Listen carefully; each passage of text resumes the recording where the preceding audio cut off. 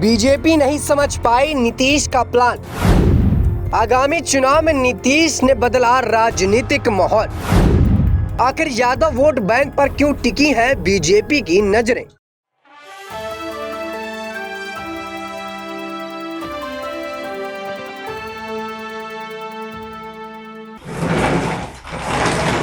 नमस्कार, आप देख रहे हैं नेक्स्ट 9 न्यूज पॉलिटिकल बाइट। मैं हूं आपके साथ आकाश द्विवेदी। दर्शकों, आप सभी का बहुत बहुत स्वागत है हमारे खास प्रोग्राम चुनावी संग्राम। और चुनावी संग्राम के इस खास प्रोग्राम पर बात करेंगे बिहार की राजनीति को लेकर। एक तरफ देश के प्रधानमंत्री नरेंद्र मोदी राम मंदिर पर लगे हुए, तो वहीं दूसरी तरफ नीतीश कुमार बड़ा खेल कर दिया। और नीतीश कुमार के इस खेल से कहीं ना कहीं जो उन्होंने वोट बैंक बटोरा, वो कहीं ना कहीं यहाँ पर बीजेपी पार्टी पर हावी हो सकता है। बता दें कि यहाँ पर बिहार की राजनीति पर जाना माना नाम नीतीश कुमार इंडिया गठबंधन से कहीं ना कहीं टूटते फूटते नजर आए थे। इंडिया गठबंधन की जब बैठक हुई, उनको संयोजक बनाया गया और उस संयोजक बनने की बात पर उन्होंने कहा कि कांग्रेस पार्टी के ही किसी नेता को आप संयोजक बना दीजिए, वो संयोजक नहीं बनेंगे। पार्टी की गठन की जो है पद को यहाँ पर उन्होंने छोड़ा, तो कहीं ना कहीं उन्होंने कई राजनीतिक दांव भी यहाँ पर चल दिए। जिस प्रकार से नीतीश कुमार राजनीति पर बड़ा चेहरा है और उसी प्रकार की उनकी कूट राजनीति अब दिखाई भी पड़ने लगी है। एक तरफ उत्तर प्रदेश और बिहार में भारतीय जनता पार्टी लगातार वोट बटोरना चाहती है। यादव वोट पर भारतीय जनता पार्टी का बेहतर तरीके से फोकस है। इसीलिए मध्य प्रदेश की राजनीति पर उन्होंने मोहन यादव जैसे नेताओं को उतारा, ताकि जो यादव वोट बैंक है वो बिहार से और उत्तर प्रदेश से खींचा जा सके। क्योंकि इंडिया गठबंधन की बात करें तो इंडिया गठबंधन पर नीतीश कुमार, लालू यादव, तेजस्वी यादव और अखिलेश यादव वोट बटोरने पर लगे हैं उत्तर प्रदेश और बिहार में यादव का। और ऐसे में बीजेपी को यादव वोट बटोरने के लिए कुछ नया करना चाहिए था, और नया करने के चक्कर में उन्होंने यहाँ पर मोहन यादव को उतार दिया। और ऐसे में उनके मोहन यादव के यहाँ पर मुख्यमंत्री बनने के बाद शिवराज सिंह चौहान जो उनके पार्टी के नेता थे, वो भी बैकफुट पर चले गए, जिससे भारतीय जनता पार्टी कई मुश्किलों पर फंस रही है। बता दें कि यहाँ पर लोकसभा चुनाव में अब ज्यादा वक्त नहीं बचा है। इसको लेकर सभी दलों ने अपनी अपनी तैयारियां भी शुरू कर दी हैं। बिहार में बीजेपी ने इस बार क्लीन स्वीप का लक्ष्य तय किया है। वहीं लालू यादव कांग्रेस के साथ मिलकर नीतीश कुमार इस बार बीजेपी को शून्य पर आउट करने के लिए पूरी तरह से दम भर रहे हैं। नीतीश कुमार ऐसे ही दम नहीं भर रहे, इसके पीछे उनकी कूट राजनीति भी नजर आ रही है। बता दें कि बीजेपी को समझ नहीं आया कि मुख्यमंत्री नीतीश कुमार ने लोकसभा चुनाव से पहले तकरीबन 4.5 लाख चुनावी दूतों की फौज यहां पर खड़ी कर दी। अब आगामी चुनाव में नीतीश के पक्ष का माहौल ही अलग कर दिया।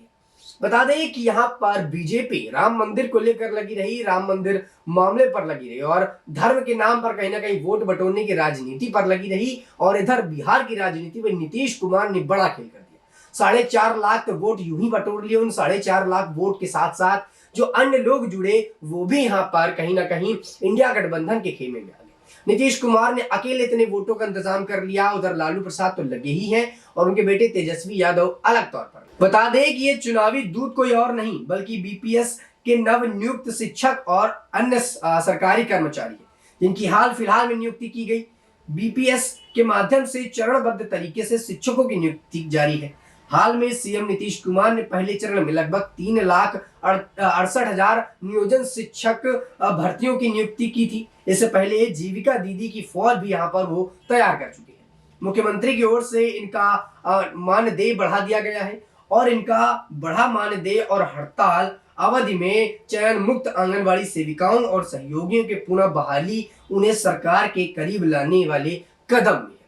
बता दें कि यहाँ पर नीतीश कुमार ने जो खेल खेला, वो वाकई में काबिलियत तारीफ बताया जा रहा है विपक्षी दल के पार्टियों के द्वारा। जिस प्रकार से नीतीश कुमार ने चुनाव के ठीक पहले यहाँ पर शिक्षकों की भर्ती कर दी, सरकारी कर्मचारियों की भर्ती कर दी, जीविका दीदियों की भर्ती कर दी और यहाँ पर उनका मानदेय भी बढ़ा दिया, जिससे उन्होंने अपने जनता के प्रति प्यार तो उमड़ा, वोट बैंक भी कहीं ना कहीं खींचने का काम कर दिया। जो हड़ताल पर बैठे, अचानक उनको यहाँ पर नौकरी मिल जाती है, अचानक उनका मानदेय बढ़ जाता है, तो उनके मन में सरकार को लेकर इच्छाएं जागृत हो जाती है। और कहीं ना कहीं लोकसभा चुनाव के लिए उन्होंने जो दांव चला, वो कहीं ना कहीं लोकसभा चुनाव में उनको असर भी देखने को मिलेगा। सिर्फ नीतीश कुमार ने यहाँ पर वोटों का इंतजाम कर दिया और इंडिया गठबंधन के और भी बड़े दिग्गज नेता है जो यहाँ पर वोटों के इंतजाम में लगे। खुद राहुल गांधी जो पार्टी के गठन पर मुख्य भूमिका निभाते रहे हैं, वो अब भारत जोड़ो न्याय यात्रा कर रहे हैं। हैं और उस न्याय यात्रा से वो वोट जुटाने का काम कर रहे हैं। इससे पहले उन्होंने भारत जोड़ो यात्रा की थी, तब उनके इस भारत जोड़ो यात्रा करने से कई राजनीतिक दलों में उथल पुथल देखने को मिली थी और उनके इस यात्रा से उनको राजनीतिक तौर पर फायदा भी हुआ था। खुद उनकी राजनीतिक छवि भी बेहतर हुई थी और ऐसे में उन्होंने कई राज्य जीतने पर सफलता भी हासिल की थी। और एक बार फिर से कांग्रेस पार्टी ने वही दिमाग लगाया, इंडिया गठबंधन ने वही दिमाग लगाया और यहां पर बीजेपी को शिकस्त देने के लिए नए नए तौर तरीके बढ़ा दिए। एक तरफ इंडिया गठबंधन की बैठकें होती हैं, उस बैठक से कई मनमुटाव होते हैं, कुछ नेता पार्टी छोड़ देते हैं, कुछ नेता पार्टी में रहते हैं और कुछ नेता यहाँ पर वोट बटोरने की रणनीतियां बना लेते हैं। सिर्फ इसी तरह वोट बटोरने की रणनीति यहाँ पर नीतीश कुमार ने बना दी और उसी के तहत अब कहीं ना कहीं इंडिया गठबंधन को एक फायदा होता हुआ नजर आ रहा है। उधर राहुल गांधी भारत जोड़ो न्याय यात्रा से फायदा उठाने का प्रयास कर रहे हैं, लेकिन कांग्रेस पार्टी की मुसीबतें भी कम नहीं। अगर उनकी मुसीबतों के बारे में बात की जाए, उनकी कमियों के बारे में बात की जाए, तो यहाँ पर उनके पार्टी के द्वारा जो गठन किया जाता है, उनके पार्टी में जो बैठकें होती हैं, उस दौरान जो बातचीत की जाती है, उससे कहीं ना कहीं नेता नाराज हो जाते हैं। सीट बंटवारे को लेकर नेता नाराज हो जाते हैं। अभी मिलिंद देवड़ा का खासतौर पर बयान आया और उन्होंने कांग्रेस पार्टी को त्याग दिया। बता दें कि 55 साल पुराना रिश्ता था उनका यहाँ पर और उन्होंने कांग्रेस पार्टी को त्याग दिया। अब कांग्रेस पार्टी को त्यागने के बाद वो शिवसेना गुट से मिल गए हैं। तो ये कांग्रेस पार्टी की कई कमजोरियां हैं जो उन्हें चुनाव में हराने का काम करती है। और ऐसे में कांग्रेस पार्टी अगर ये अपनी थोड़ी बहुत चीजें जो खराब इनको सही नहीं करती तो बीजेपी से टक्कर लेना अभी फिलहाल मुश्किल दिखाई दे रहा है, क्योंकि इनके जो कई बड़े कद्दावर नेता हैं, जो बड़े नेता हैं, वो खुद इनकी पार्टी से नाराज है। मिलिंद देवड़ा यहाँ पर शिवसेना गुट पे चले जाते हैं, कांग्रेस को छोड़ देते हैं। कुछ वक्त पहले सिंधिया ने यहाँ पर कांग्रेस को छोड़ दिया था और ऐसे तमाम नेता हैं जो कांग्रेस को छोड़कर बीजेपी में ज्यादातर नेता शामिल हुए। अब ऐसे में कांग्रेस पार्टी ने एक और गलती कहीं ना कहीं कर दी, वो थी यहाँ पर कमलनाथ को प्रदेश अध्यक्ष पद से हटाने। अब कमलनाथ जो उनके पार्टी के पुराने और कद्दावर नेता हैं, वो वोट बटोरने के लिए पार्टी के लिए अपना पूरा दम लगाते हैं, लेकिन यहाँ पर कांग्रेस पार्टी ने उनको प्रदेश अध्यक्ष पद से हटा दिया और कहीं ना कहीं उनके इस प्रदेश पद हटने से जो राजनीति में इनके पार्टी में जो उथल पुथल है वो साफ तौर पर देखने को मिल रही है। जीतू पटवारी भले ही युवा चेहरे के तौर पर यहाँ पर देखे जा रहे हों, लेकिन जीतू पटवारी का वो वर्चस्व कहीं ना कहीं देखा नहीं जा रहा जो कमलनाथ का हुआ करता था। कमलनाथ इनके पार्टी से पुराने तौर पर जुड़े हैं और पुराने तौर पर जुड़ने के साथ साथ जनता के साथ उनका अच्छा खासा संबंध है और जनता से वोट बटोरने के लिए वो काम भी करते हैं, अपनी पार्टी के लिए वो अपना दम भी लगाते हैं। लेकिन इस बार उनको यहाँ पर नदारद कर दिया गया, प्रदेश अध्यक्ष पद उनसे छीन कर जीतू पटवारी को दे दिया गया।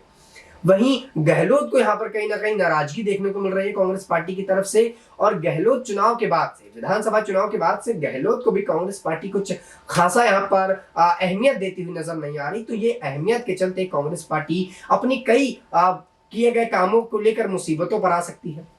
वहीं यहाँ पर सचिन पायलट को जिस प्रकार से कांग्रेस पार्टी लगातार मौका दे रही है, तो ये भी कहीं ना कहीं कांग्रेस पार्टी के लिए प्लस पॉइंट है। कांग्रेस पार्टी कुछ अच्छा कर रही है तो कुछ बुरा भी हो रहा है और कुछ बुरा हो रहा है तो भारतीय जनता पार्टी चुटकियां लेने से पीछे नहीं हट रहा। बीजेपी पार्टी ने अभी हाल फिलहाल में मिलिंद देवड़ा की हटने से ये बता दिया कि ये राम मंदिर का जो निमंत्रण आया था उसको ठुकराने की वजह से हो रहा है। अब ऐसे में बीजेपी पार्टी एक भी मौका नहीं छोड़ती कांग्रेस को नीचा दिखाने का और कांग्रेस पार्टी भी कोई मौका नहीं छोड़ती बीजेपी पर अपना हाथ आजमाने की और ये करने की कि बीजेपी को किसी प्रकार से दबाया जाए। हालांकि यहाँ पर नीतीश कुमार ने जो दाव खेला वो वाकई में यहाँ पर कहीं ना कहीं कांग्रेस पार्टी और इंडिया गठबंधन को फायदा दिला सकता है।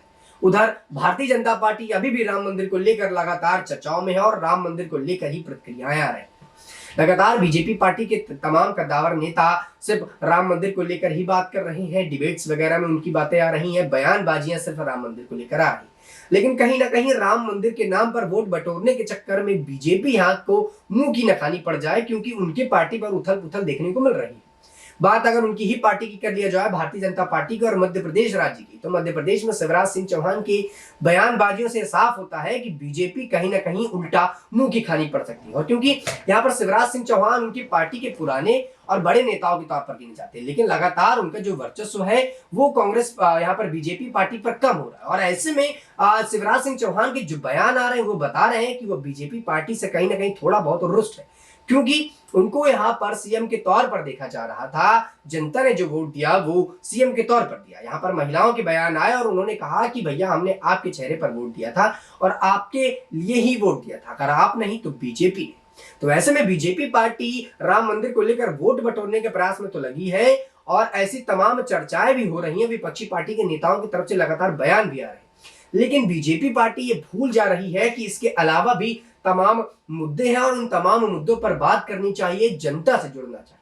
सिर्फ एक मुद्दे को लेकर आप चुनाव में नहीं जीत सके, और शायद यही बात कांग्रेस पार्टी अब जान चुकी है और कांग्रेस पार्टी अपने पूरे इंडिया गठबंधन के नेताओं को अलग अलग मोटिव में रख रही है और अलग अलग तौर पर चुनाव जीतने का प्रयास कर रही है। खुद राहुल गांधी भारत जोड़ो न्याय यात्रा कर रहे हैं, नीतीश कुमार शिक्षक भर्तियां करा रहे हैं, कर्मचारियों की भर्ती करा रहे हैं, जिससे वो लोगों का दिल जीतना चाहते हैं। उधर लालू प्रसाद यादव समाज को साधना चाह रहा है, और उत्तर प्रदेश में अखिलेश यादव खुद लगे पड़े हैं यादव समुदाय को साधने के लिए। और ऐसे में मायावती की शामिल होने की भी बातें कही जा रही थी, लेकिन मायावती फिलहाल इस पूरे मुद्दे से दूर है और उन्होंने साफ कर दिया है कि उस पार्टी से कहीं ना कहीं नहीं जुड़ेगी।